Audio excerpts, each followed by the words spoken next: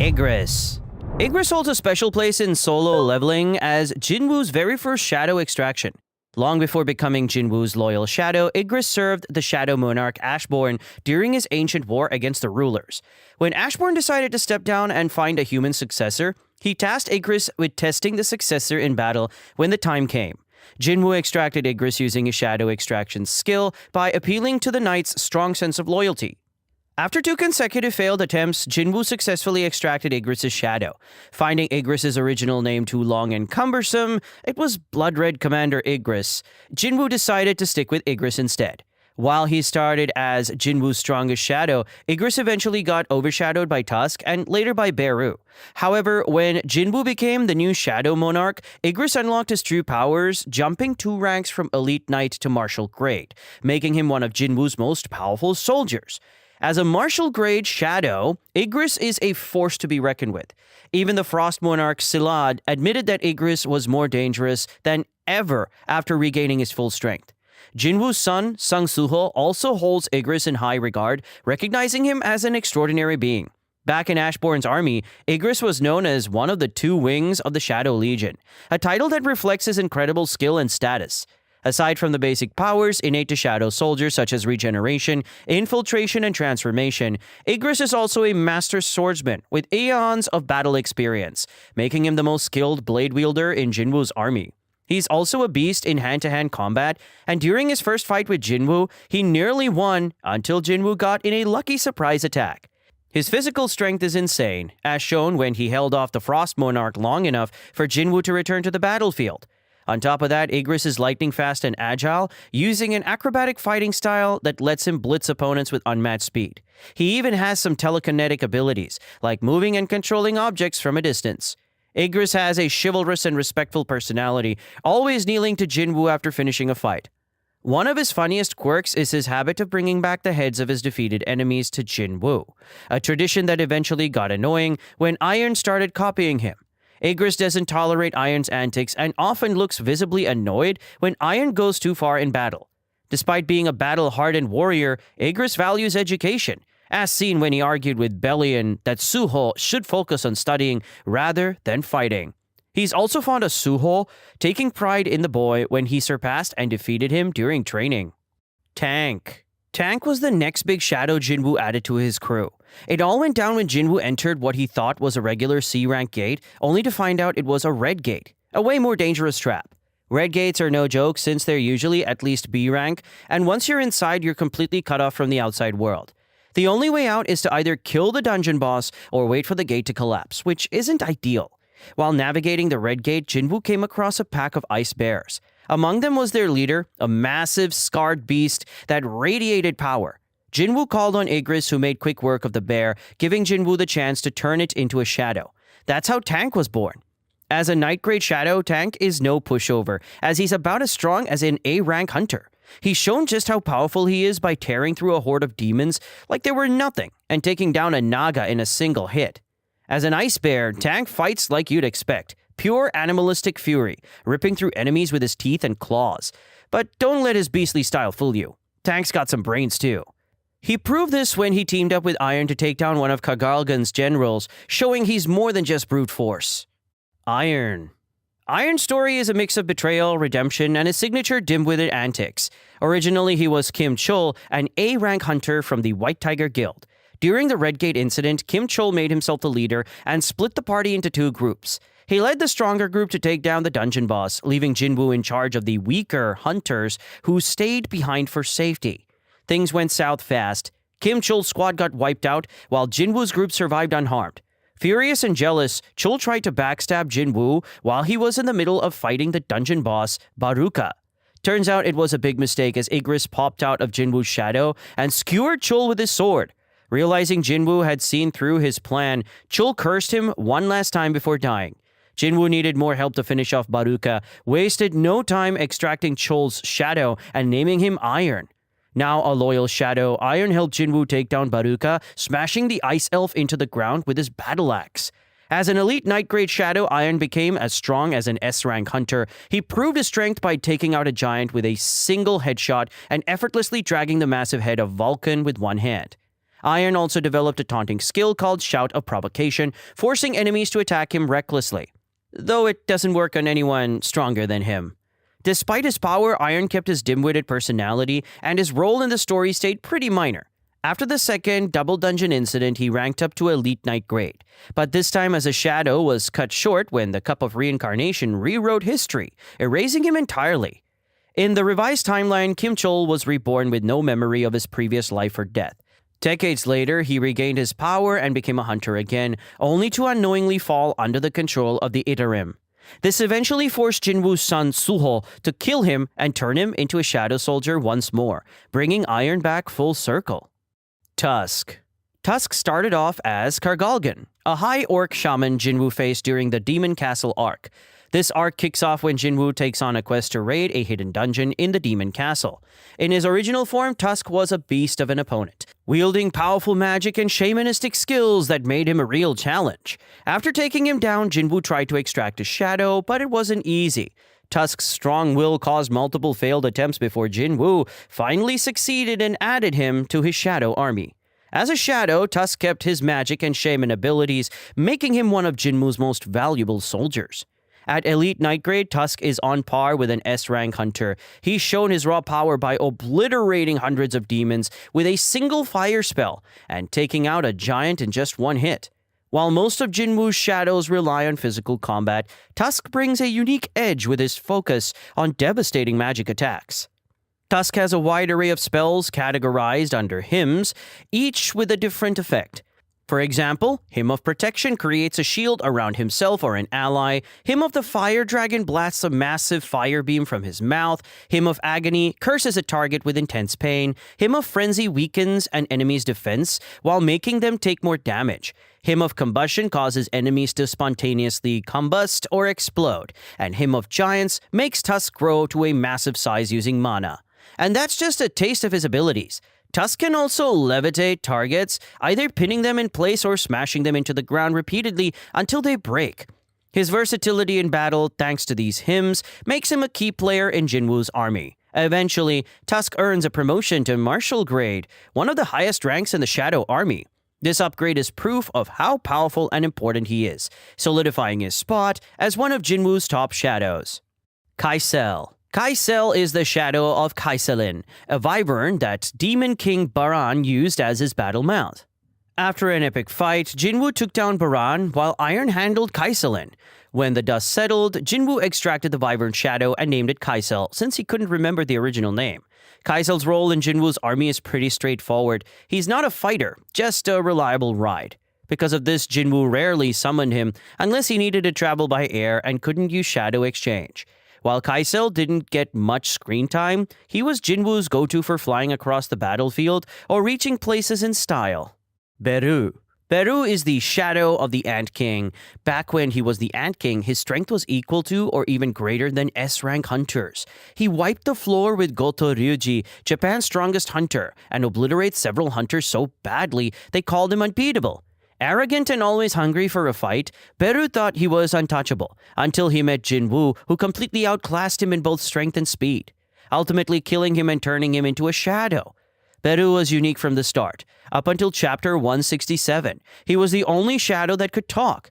When he first spoke to Jinwoo and asked for a name, Jinwoo went with Beru and sent him off to finish wiping out the ant colony. As a martial grade shadow and former Ant King, Beru became one of the most powerful members of Jinwoo's army. Beru isn't just about brute strength, he's got some other crazy versatile abilities. He can absorb the skills and knowledge of those he consumes, fly at insane speeds using his wings, and adapt his combat style by growing larger for more strength or compressing himself for agility. He also spits a ridiculously deadly poison using his bladed tongue. It's so toxic that it kills almost instantly. After absorbing other people's powers, he becomes a master healer, saving Jinho from the brink of death and even patching himself up after sparring with Jinwoo. And he can temporarily boost someone's stats, though it comes at the cost of their sanity. Outside of battle, Beru's loyalty to Jinwoo is unshakable, and he's even got a softer, more humorous side. He's hilariously obsessed with Korean period dramas, which gave him a dramatic and old-fashioned way of talking. Beru is also super fond of Jinwoo's son, Suho, and was completely won over by the boy's innocence and fascination with him. He was heartbroken when he found out Suho would have to forget about him to live a normal life. Jima. Jima is the shadow of Boss Naga. Jinwoo ran into this massive magical beast during an Ajin guild raid. At first, the hunters were completely outmatched. The thing was insanely strong and had powerful magic to back it up. With its trident and huge snake-like body, Jima looked like something straight out of a sea monster story. The team was in way over their heads, but then Jinwoo stepped up. Not only did he take the beast down, but he also turned it into one of his shadow minions. After the fight, Jinwoo found out Jima also possesses size manipulation ability, which means it could use mana to massively increase its size. This made Jima an elite Knight-grade shadow, putting it on par with your average S-rank hunter. Greed. Greed used to be the shadow of Hwang Dong-soo, a powerful S-rank hunter from the Scavenger Guild. Hwang had it out for Jinwoo because he suspected him of killing his brother, and that hatred ran deep. To get back at Jinwoo, Hwang kidnapped Jin-ho, Jinwoo's right-hand man, and dragged him to some abandoned factory. But Jinwoo used his shadow soldiers to track Hwang down in no time and teleported there using shadow exchange. Right after Jinwoo had taken down Thomas Andre, he killed Hwang as payback for torturing Jin-ho, extracted his shadow, and named it Greed. When they got back to Korea, Jinwoo even gave Greed a harsh first lesson by making him bow to the ground. As a general grade shadow, Greed's one of the heavy hitters in Jinwoo's army. The dude is so strong he broke out of the Frost Monarch's ice prison just by flexing his biceps.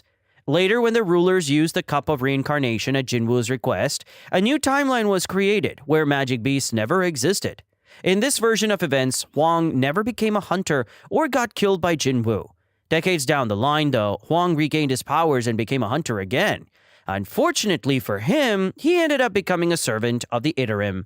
This forced Il Hwang to kill him and led Jinwoo's son Suho to turn Hwang into a shadow soldier once more. Bellion. Bellion is the only shadow Jinwoo didn't have to fight, and that's because he was one of Ashbourne's final gifts for the Monarch War. Back in the day, Bellion served Ashbourne, the Shadow Monarch, as one of the top leaders in his army. But when Ashbourne chose Jinwoo as his successor, Bellion and the rest of the Shadow Army pledged their loyalty to their new master without hesitation. Not long after Jinwoo took down the three monarchs who came after him, Bellion and Ashbourne's original Shadow Army made a dramatic entrance into the human world through a massive gate in Seoul. The Korean Hunters Association panicked, thinking it was a global-level threat requiring every S-rank hunter.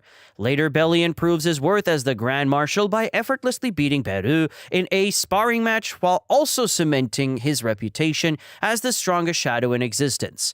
He's crazy fast and insanely strong. Plus, he's got some serious skills with a sword, though Igris is technically better at swordsmanship. Bellion also excels with whips, as shown when he casually trapped Beru during their spar. Oh, and he can fly at high speeds thanks to his wings. Bellion is a lifelong warrior who thinks combat skills are everything. This belief led to him clashing with Igris about whether Suho should be learning to fight instead of going to school. Despite his tough demeanor, Bellion has a soft spot for Suho and was super proud when Suho beat him in a fight. As the Grand Marshal, Bellion takes his role seriously. He even promised Jinwoo that if Iron ever came back to the ranks and showed disrespect, he'd personally handle the discipline. Kamish. Kamish was the big boss of the very first S-rank gate that ever showed up. Back in the day, he was one of Antares' loyal servants, the King of Dragons, and the strongest monarch. During the first war against the rulers, Kamish was captured and had an essence stone stuck inside him. Fast forward eons, and when the first S-rank gate opened in America, Kamish came storming out, destroying the entire West Coast and wiping out hundreds of S-rank hunters. His rampage only ended when the last 5 surviving hunters teamed up and finally took him down. After his death, Kamish's body was claimed by the American government and preserved exactly as it was when he fell. Fast forward about 8 years, and Jinwoo got permission from the FBH to see Kamish's corpse. Jinwoo managed to revive him as a shadow, but it wasn't easy. It took 2 tries since Kamish has been dead for so long. When Kamish came back as a shadow, he immediately spotted the humans behind Jinwoo and tried to blast them with his dragon breath. Jinwoo had to step in, order him to stop, and explain that he wasn't under the ruler's control anymore. Kamish quickly calmed down, bowed to Jinwoo, and revealed that he'd once served Antares. As a general-grade shadow, Kamish was no joke. He had Dragon Sphere, a mana-infused roar that could send anyone weaker than him into a state of pure panic, and Dragon's Breath, where he could shoot devastating fireballs. But sadly, because he'd been dead for so long, his body started to crumble soon after his revival. Knowing his time was running out, Kamish warned Jinwoo about 4 humans he knew who'd been granted power by the rulers and told him to watch out for them.